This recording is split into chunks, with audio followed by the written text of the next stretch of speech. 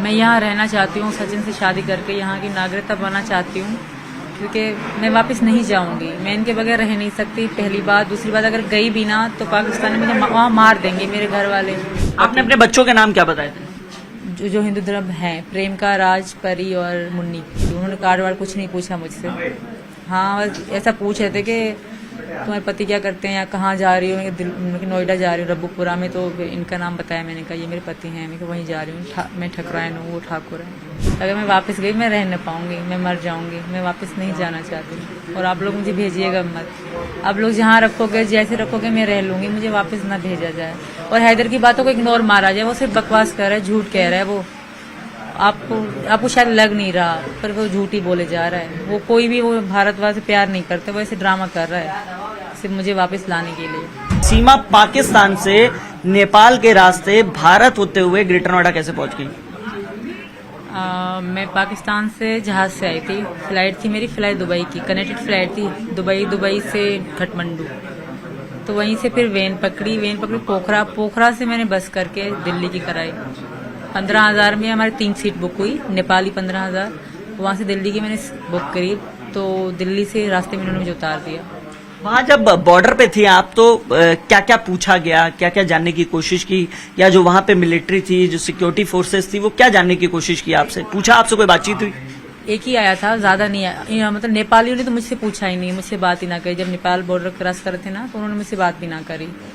मतलब ऐसा, जब बॉर्डर आने से पहले जो बस का कंडक्टर था, उसने हमारे नाम लिख दिए थे कि सीमा, मेरे बच्चों का। आपने अपने बच्चों के नाम क्या बताए थे?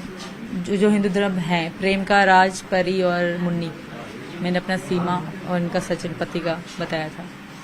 तो क्या पूछा था वहाँ, क्या जानने की कोशिश की थी? जब नेपालियों ने तो कुछ पूछा ही नहीं मुझसे, कोई भी सवाल नहीं करा। कि अपनी नेपालियों से पूछ रहे थे कि ये इंडिया की है, इंडिया जा रही है।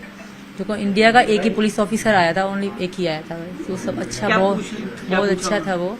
उसने बस मुझसे एड्रेस पूछा, पति का नाम पूछा और मेरे बच्चों से प्यार करा था। बीमार थे ना मेरे बच्चे, सारे से गोदी में पड़े हुए थे। इससे ज्यादा उन्होंने कुछ सवाल नहीं करे। वो बहुत अच्छा इंसान था शायद, बस यही। उन्होंने कार्ड वार्ड कुछ नहीं पूछा मुझसे। हाँ, बस ऐसा पूछ रहे थे कि तुम्हारे पति क्या करते हैं या कहाँ जा रही हो। नोएडा जा रही हूँ, रब्बूपुरा में। तो इनका नाम बताया, मैंने कहा ये मेरे पति हैं। मैं वहीं जा रही हूँ, मैं ठकरायन हूँ, वो ठाकुर है। इससे ज्यादा उन्होंने सवाल ना करे। और बस सब। कितने दिन ट्रेवल रहा? आप कब चली थी पाकिस्तान से, किस तारीख को चली थी? मैं 10 मई 4 बजे चली थी। 10 मई 4 बजे। और फिर यहाँ आई है 13 तारीख को, यानी 3 दिन लगातार सफर रहा है। जी सर। तो पहले यहाँ से दुबई गई। दुबई में तो आपके पति भी थे ना? वो तो सऊदीया में है, पर मैं दुबई में थी। दुबई में मेरा फ्लाइट। इस दौरान 3 दिनों में कोई बातचीत हुई पति से? ना, इन दिनों में नहीं हुई। मैं उधर एयरपोर्ट के अंदर ही थी। एयरपोर्ट से बाहर हम गए ना, कनेक्टेड फ्लाइट थी ना, एयरपोर्ट से बाहर आउट नहीं जाने देते। तो वहीं से दूसरे जहाज में बिठा दिया। फिर काठमांडू 11 की सुबह में पहुंच गई काठमांडू। ठीक है। फिर काठमांडू के बाद वेन पकड़ी, मैं गई सीधा पोखरा, क्योंकि किसी ने मुझे कहा कि पोखरा से आपको दिल्ली की बस मिल जाएगी आराम से। अच्छा। किसी ने वहीं नेपाल में ही पता पड़ी ना। नेपाल लोग सब हिंदी कर लेते हैं, हिंदी बोल लेते हैं। ठीक है। तो मैं वहाँ से पोखरा गई। पोखरा में रात को रुकी, शाम में पहुंची। सुबह को बैठे जैसे मैं उतरी तो शाम में हम पहुंचे और शाम को मैं सो गई। सुबह बच्चों का आराम करा, एक होटल रूम लिया। फिर सुबह को सवेरे हम निकले और दूसरे सुबह पहुंचे हम। देखिए, अब लगातार एक सवाल और पूछा जा रहा है कि सीमा यहाँ पहुंच गई है, इलीगल वे से पहुंची है, अब यहाँ क्या चाहती हैं? मैं यहाँ रहना चाहती हूँ, सचिन से शादी करके यहाँ की नागरिकता बनना चाहती हूँ, क्योंकि मैं वापस नहीं जाऊंगी। मैं इनके बगैर रह नहीं सकती, पहली बात। दूसरी बात, अगर गई भी ना तो पाकिस्तान में मुझे वहाँ मार देंगे मेरे घर वाले, क्योंकि हमारे यहाँ ऐसे ही सिस्टम चलता है। जब मुसलमान से अगर कर लेना लव मैरिज और पकड़ा जाए तो उनको मार देते हैं। ये तो हिंदू है और इंडिया का है, तो सब थू तभी करते होंगे मुझ पे। कोई भी खुश ना होता होगा, सब गाली देते होंगे मुझे मुसलमान। अच्छा, जिस तरीके से हम लोगों ने एक वीडियो देखा है, तो गुलाम हैदर जो आपके पहले पति हैं, उन्होंने वीडियो बना के लगातार यहाँ मोदी सरकार से भी रिक्वेस्ट कर रहे हैं कि ये जो बच्चे हैं ये भेज दिए जाए। आपकी बात नहीं कर रहे वो? मेरे बच्चे नहीं जाएंगे कभी। उनके 2 बच्चे पहले भी तो हैं, उनके पास चला जाए। ये जाएंगे ही नहीं, ये मेरे हैं। मेरे बगैर ये नहीं रह सकते, एक पल भी नहीं रह सकते ये। अगर ऐसा होता तो मैं बाहर छोड़ती, मैं जेल में इनको साथ ले गई। ये मेरे बगैर 1 मिनट नहीं रह सकते मेरे बच्चे। अच्छा, एक चीज और बताइए, ये बताया जा रहा है कि जो आपकी पहली शादी हुई थी वो भी लव मैरिज थी? वो कोई लव मैरिज नहीं थी, वो मजबूरी की शादी थी मेरी। कोई लव मैरिज। कैसी मजबूरी थी? पापा वालों ने करा दी, मेरे मामा वाले तो राजी थे नहीं। मेरी कोई इनसे लव मैरिज या कोई बड़ी धूमधाम से शादी ना हुई थी हमारी। सिंपल सी। कितने साल आप लोग साथ में रहे? हम शादी कब हुई थी पहली? 2014 के दूसरे महीने हम साथ में रहे, रिलेशन में रहे। तकरीबन 16 में फिर वो चले गए सऊदी अरब। 16 में? जी। फिर उसके बाद 20 के एंड में से हमारा कोई कांटेक्ट नहीं था। गुलाम तो ये भी कह रहे थे कि आपको जो है वो पैसे लगातार भेज रहे थे ताकि बच्चों के लिए वो देते थे, बच्चों के लिए वो देते थे। ये बात तो मैंने मानी है कि वो बच्चों को देते थे, ज़्यादा नहीं, थोड़े बहुत।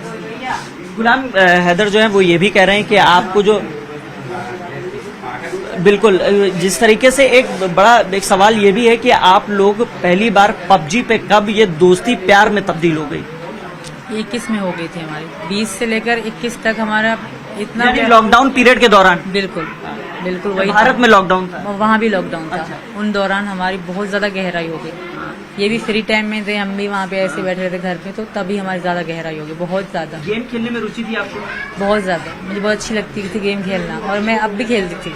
गेम मेरी बहुत फेवरेट थी, तो पता था सबको। हम और भी इंडियन लड़के लड़कियां हमारे साथ खेलते थे, सब मुझे दीदी बुलाते थे। बहुत सारी इंडियन लड़कियां लड़के मेरे साथ खेलते थे, वो सब तो दीदी। जैसे पबजी में सिर्फ दोस्ती प्यार में इन्हीं से तब्दील हुई, और भी यहाँ पे लोगों से दोस्ती थी आपकी जब गेम खेलते थे आप लोग? थे सब मुझे दीदी कहाँ के? एक तो बिहार का था, एक दो यूपी के थे, वो मुस्लिम थे। एक आगरा के 2 लड़के थे, वो भी दीदी बुलाते थे। और एक 2 लड़कियां थी, प्रीति और प्रेम का नाम था उनका। वो भी एक तो बिहार की थी, एक का पता नहीं है, बात ही होती थी हमारी। मतलब उत्तर प्रदेश के भी थे, बिहार के भी थे, तमाम लोगों से दोस्ती थी। लेकिन पता था कि हमारा प्यार है, हद से ज्यादा है। कैसे पता था? हम बात करते, हम दोनों साथ होते, हमारा नाम सेम था। इनका सचिन सीमा, मेरा सीमा सचिन। तो सब हमें वाइफ हस्बैंड ही बुलवाते थे गेम में, तो उनको सबको पता था कि हम दोनों हैं। ये इंडिया से है, मैं पाकिस्तान से, हम प्यार में हैं, उनको पता था। तो कितने साल ये पबजी पे प्यार कितने साल चला?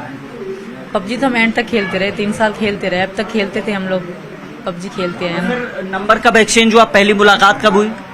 पहली मुलाकात तो मार्च में हुई, 10 मार्च में। नंबर तो 10 मार्च पिछले साल? ना, इसी में 23 में। पहली बार इसी मार्च में मुलाकात हुई? काठमांडू में? पहले तो मेरे पासपोर्ट ही ना थे, मेरे पासपोर्ट इधर ही आने के लिए बनवाए थे। मेरा पासपोर्ट का कुछ भी नहीं था, फिर ID कार्ड भी पापा के नाम से था। इतनी मुश्किलों से तो मैंने बनवाए थे ये सब। अगर मैं वापस गई, मैं रह न पाऊंगी, मैं मर जाऊंगी। मैं वापस नहीं जाना चाहती, और आप लोग मुझे भेजिएगा मत। आप लोग जहाँ रखोगे, जैसे रखोगे, मैं रह लूंगी, मुझे वापस ना भेजा जाए। और हैदर की बातों को इग्नोर मारा जाए, वो सिर्फ बकवास कर रहा है, झूठ कह रहा है। वो आपको शायद लग नहीं रहा, पर वो झूठ ही बोले जा रहा है। वो कोई भी, वो भारतवासी से प्यार नहीं करते, वो ऐसे ड्रामा कर रहा है सिर्फ मुझे वापस लाने के लिए। और आप वापस नहीं जाना? नहीं, मेरे साथ बहुत बुरा हो जाएगा अगर किसी ने भेजा, फिर आप सब देखोगे कि मेरे साथ क्या होता है। मैं किसी को नजर भी नहीं आऊंगी।